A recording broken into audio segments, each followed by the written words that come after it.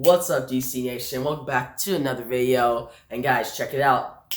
Got that fresh cut. Check it out, guys. So I'm all ready for the video, but are you? Now, if you've read all 9 issues and you're all caught up, then perfect. But if you just jumped into issue number 10 all lost, not knowing what the story is, well, guess what? I got a playlist for you right here in the top right corner. Well, 10 videos or so where I explain issue number 1 through 9. Yeah, it's probably like 10 videos. Why is there 10? Well, because I split up issue number 7 into 2 parts to make explaining better. But guys, if you're new to my channel, make sure you subscribe because I have great DC content every day that you don't want to miss. And if you didn't like the video, give it a big thumbs up. Alright guys, let's dive into issue number 10. So guys, issue number 10 is a pretty big one, like really big issue. Alright, this is the stuff, it all comes together because the final 2 issues a little more trippy, a little more strange, and concludes the whole saga. Alright, this whole 12 issue maxi series. But this issue opens up the same way that issue number 9 ended. So remember, Lex Luthor and Brainiac, they sent all these villains to fight off these heroes because it was like the perfect time to strike during the crisis. But these villains are losing. And Brainiac and Lex Luthor are like, alright, we're cool with it. We'll just take over. Screw these villains. But Simon shows up and killed Brainiac and was going to kill Lex Luthor. But Brainiac, he didn't die. Like, come on, he's on his own ship. Why would he die? He shows up, kills Simon, saves Lex Luthor, and he tells Lex Luthor, alright, we're going to continue our plan. If anybody else steps into our ship, or my ship, pretty much, then I'll just kill him just like I did Simon. Brainiac's like, Simon should have knew that I go through the ship, I control this whole ship, so even if you kill my robot version, I still have a whole ship where I could pretty much, like, clone myself. So he cloned another Brainiac. Yeah, guys, don't mess with Brainiac, or Lex Luthor. But guys, we pretty much see all these heroes fight off the greatest enemies. We see Doom Patrol and Platinum from the Mailman fight off Black Adam, and guys, Black Adam's actually getting his ass whooped.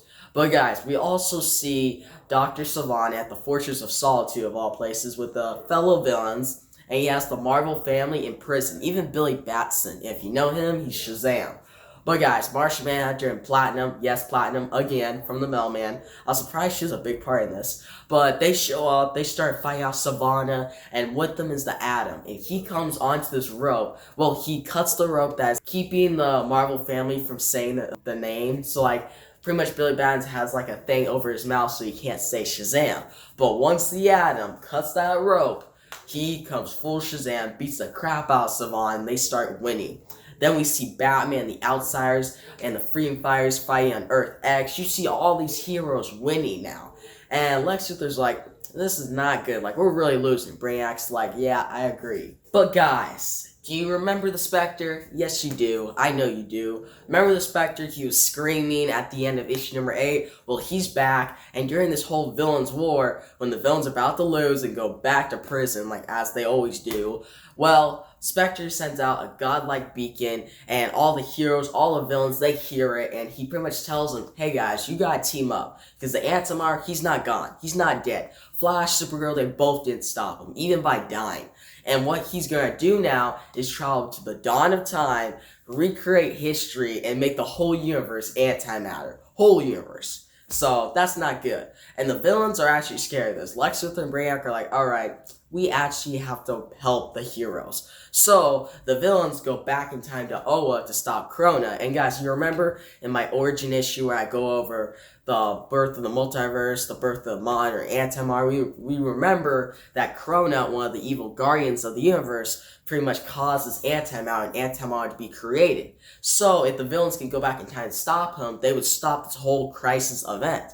So, that's their job. They go to do that. While the heroes, they join forces. So, you see Wally, Jake Garrick, they join the fight. Wally's very worried because he's coming out of retirement, right, guys? He's not retired anymore. He knows the Flash vanishes. He doesn't think he can live up to the name. But Jay Garrick's like, don't worry. You're by my side. I'll teach you. You'll be the Flash. And then we see Superman and Earth 2 Superman. They're both mad. Like, Earth 2 Superman's like, I want to be back with Lois. Superman's like, you killed Kara, Anti-Mar. We're going to go beat him, kill him maybe. Earth 2 Superman, though, is like, alright, Superman, chill out. We can't be killing anybody. But guys, we also see Superman Prime, or not Superman, Superboy Prime. He shows up. Hey guys, this is a big deal because he'll actually be a big part in Infinite Crisis if I do a series on that. Maybe if you guys request it in the comments below.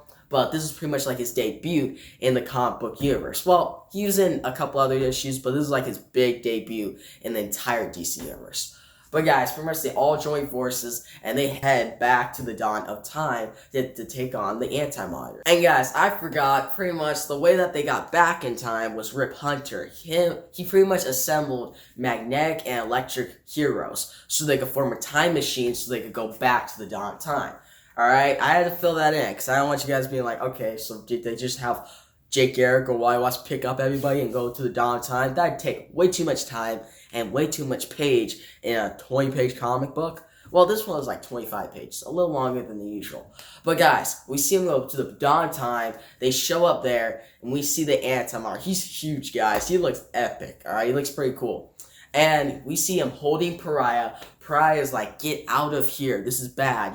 If you stay here, you're just being tricked, and you'll cause the Anti-Monitor to recreate history. And they're like, no, we gotta save you, Pariah. And the Anti-Monitor actually tells them, you guys were wrong about Pariah. Pariah actually didn't release me. I freed myself. Anti-Monitor is super powerful. He didn't need Pariah. Pariah actually didn't really do that much. He was just blamed for it. So Lady Quark, who blamed Pariah for her family being dead, is now like having sympathy for him, and she's like, we have to save him. So all the heroes, being dumb, well, not dumb, but they got into this trap, go in to save Pariah.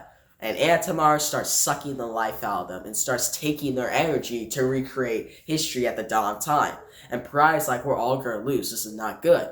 Now, the villains aren't doing as good either. Like, they're at Oa, and they arrive at Krona, and they're like, alright, Krona, you can't push that button, you can't cause the Anti-Monitor and Anti-Monitor to be created. And Krona's like, okay, it's good, I'll listen to you. But then he tricks them, beats them. Yes, he tricks Lex Luthor and Brainiac, one of the smartest villains in the DC universe. Yeah, this guy, Krona, he's really smart, alright? So he tricks them, and he goes to press that button. If he presses that button, then Anti-Monitor, everything will pretty much unfold as it's been. And Anti-Monitor is pretty much trying to put his hand through it, so Krona will see his hand and cause no positive universe. So no positive universe will be there, and it'll just be all Anti-Monitor. Now, I know this sounds a little confusing, but to keep it simple for you guys, the Anti-Monitor is just trying to make the whole universe himself. Alright? So that means no positive beings, just a bunch of shadow demons and himself. So that would not be good, alright? We don't want that to happen. But guys, they got led into that trap. They're thinking they're losing. Anti-Monitor's winning, and that's when the Spectre shows up. He's in like godlike mode, guys. He's really epic. He's more epic than the Anti-Monitor. And yes, they start fighting, battling out. Spectre thinks he's gonna beat him. He puts his hand through the thing, so Krona sees it. And we think they're gonna win, but Krona pushes that button. Anti-Monitor actually pushes Spectre off long enough for the whole universe to get destroyed. Pretty much like Earth, well, the fourth issue. Remember from the fourth issue, guys, you see a couple pages of just the Earth getting destroyed going to white? Well, this issue is not white. It goes to black. So we don't know what's going to happen in the next issue. The final two issues, we'll see. It's going to be very strange, trippy, but this issue itself was very big, alright?